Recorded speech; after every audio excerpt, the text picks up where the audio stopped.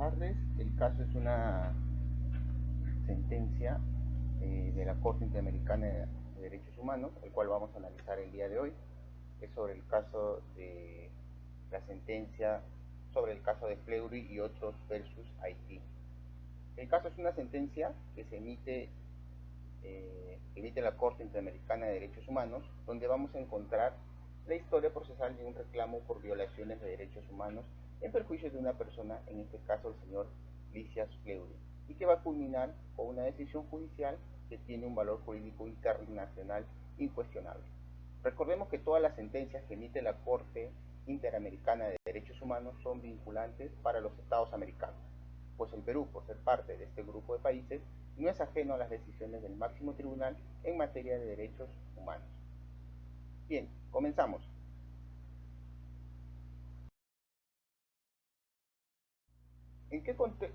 Comenzamos. ¿En qué contexto ocurren los hechos? El señor Fleury es un abogado de 39 años de nacionalidad haitiana. Trabajaba desde el 2002 como consejero jurídico para un organismo no gubernamental donde básicamente asistía a casos en defensa de derechos humanos.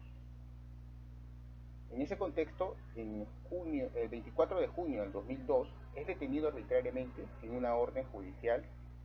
Fue golpeado, amenazado de muerte y sometido a torturas y tratos crueles e inhumanos por parte de la Policía Nacional de Haití, bajo acusaciones infundadas.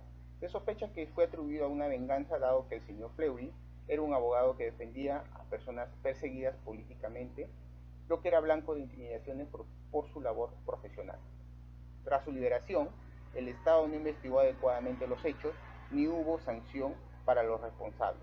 Ante esta injusticia ocurrida y ver que los tribunales de su país no tutelaron el bien jurídico afectado, el señor Fleury buscó justicia en organismos internacionales. Es así que el mismo año, 2002, presentó una demanda internacional ante la Comisión Interamericana de Derechos Humanos contra el Estado de la República de Haití.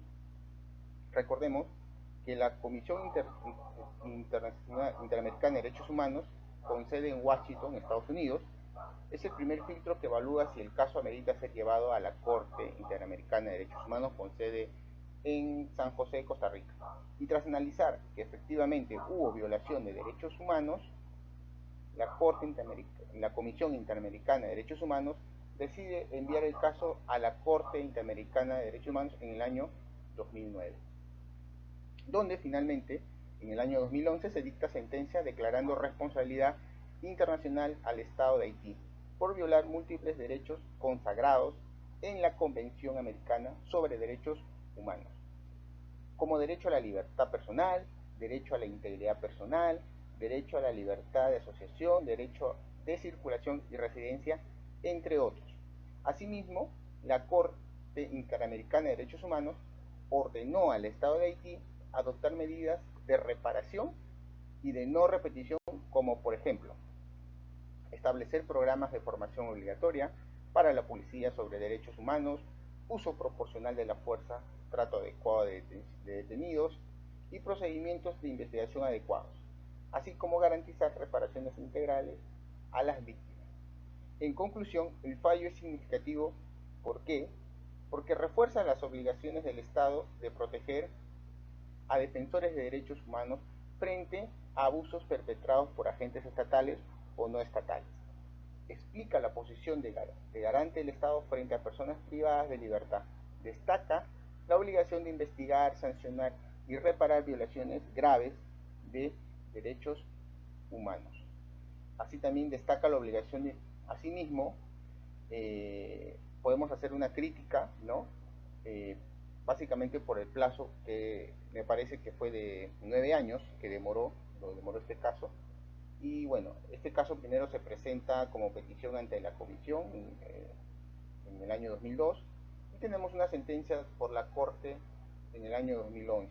Estamos hablando entonces de 9 años que duró todo el proceso, donde la mayor parte se va a desarrollar en el seno de la Comisión Interamericana de Derechos Humanos, que duró aproximadamente 7 años y 2 años en la Corte Interamericana, donde al final se emitió sentencia. Bien, este es el resumen en sí, espero que les haya quedado claro. Hasta una nueva oportunidad. Muchas gracias.